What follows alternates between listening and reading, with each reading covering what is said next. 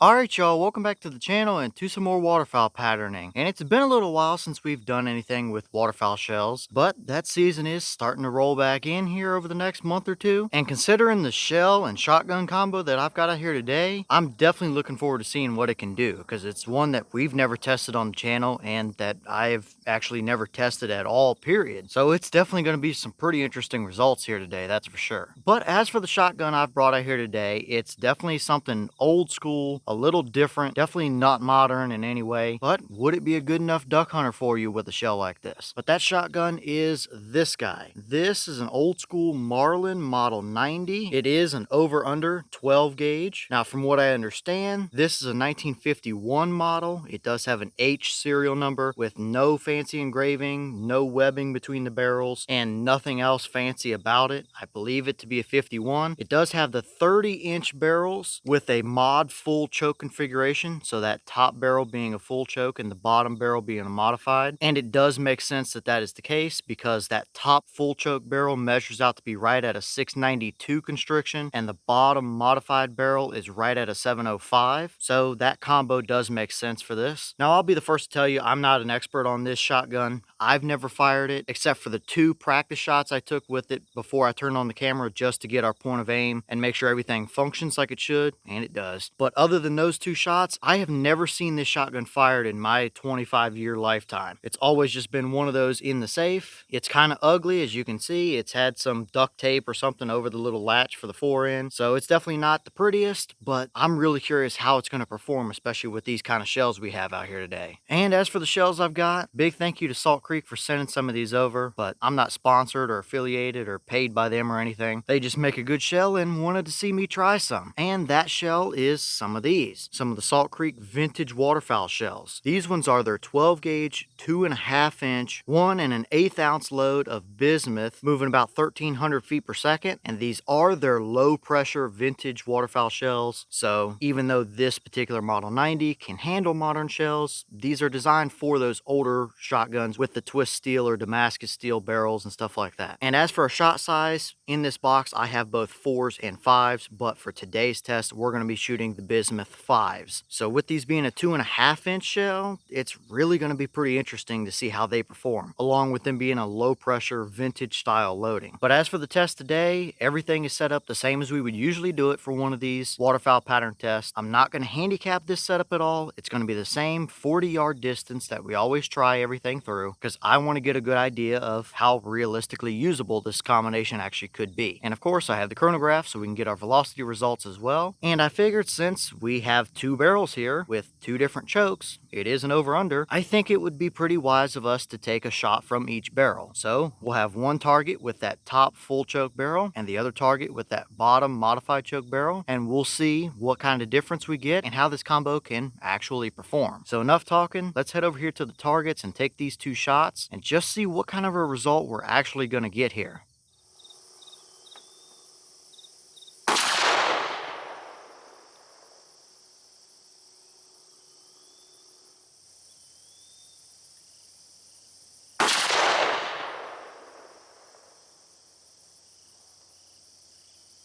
Okay, so now let's take a peek at our chronograph numbers real quick. The first shot through the top full choke barrel gave us 1402, and the second shot through the bottom modified choked barrel gave us 1388. The boss claim is at 1300, so we are a little bit above that claim, but we do have 30-inch barrels on that shotgun, so this is really not all that surprising. And as long as they were able to hold a pattern down there at 40 yards, I would rather have the little bit extra velocity. So I'd say we're looking perfectly fine up here as far as our velocity numbers go, but what kind of pattern did it actually give us down at 40 yards? Let's go check it out and see what we got. All right, so now we're down here at our 40-yard papers, and let's take a look and see what we got. We'll start off over here with the first shot we took, which was through the top full choke barrel, and we definitely saw some very impressive results. Now, I do think we were a touch off to the right, obviously. That top barrel shot to the right when I tested it before starting the video, and I did aim a little bit to the left, but I guess I didn't quite compensate enough for it. But that's why we use the backers to actually see this kind of a pattern. And as you can see, we have a very nice concentrated concentrated swarm of them right to the right of that duck there. And I do still think we probably would have knocked him down. I mean, as you can see, we have several of them through the body right there that definitely would not have felt very good. So the core area of that pattern is pretty tight overall, but it does still give you a little bit of leeway to work with. Now, there's no question that that is a very nice pattern, but it honestly, for wing shooting, waterfowl shooting, might be just a touch on the tight side for my liking personally. You could absolutely reach out there and touch them with that kind of a pattern. So I think this is another case of you would probably run out of energy with them being a Bismuth 5 before you would actually run out of pattern capability. Now, Bismuth is a little bit more dense than steel, but not quite up there in the lead territory either. So you would probably reach out a little farther than you would a steel 5 with these, but definitely not off to a terrible start here. For some people, that might be the perfect pattern. If that was centered up, that duck is absolutely hammered. But for those that are going to be hunting a little bit closer range, especially with an old school setup like that over a decoy or something, that might be a touch on the tighter side for them. But hey, I don't think we can complain too much considering that is like a 70-ish year old setup there with a vintage 2.5-inch low pressure waterfowl shell. That's going to hammer ducks all day long. So let's move over to our modified choke and see what that one looks like. All right, now we're over here looking at the bottom modified choke barrel pattern, and I gotta say, this is pretty near perfect for what I like to see out of my waterfowl patterns. We absolutely smoked that duck. There's 2 right through his forehead there and a good number more plastered through the body, and there's clearly nowhere he can go and get away from you. That is a beautiful looking pattern. It's a little bit more broad and open than that full choke was, which absolutely makes sense, but for an old setup with Bismuth at 40 yards, I think that modified choke gave us pretty much the perfect pattern. It is beautifully even all throughout without being just scattered all over the place. It gives you a nice amount of leeway where if you're off just a little bit, you can still absolutely hammer that duck. And there's really no big, large, noticeable voids or gaps in there. Everything is very nice and even around the paper. So I really, really like how that combo performed. And again, that's a 70-plus-year-old combo with a vintage low-pressure waterfowl shell. You just can't argue with that. That's going to take a duck just as good as anything else will that you can go buy off the shelf today. Out to 40 yards, that's an absolute hammer. So I guess these Salt Creek vintage waterfowl shells are looking very, very nice so far. And that old Marlin Model 90 clearly still has something left to it, I'd say.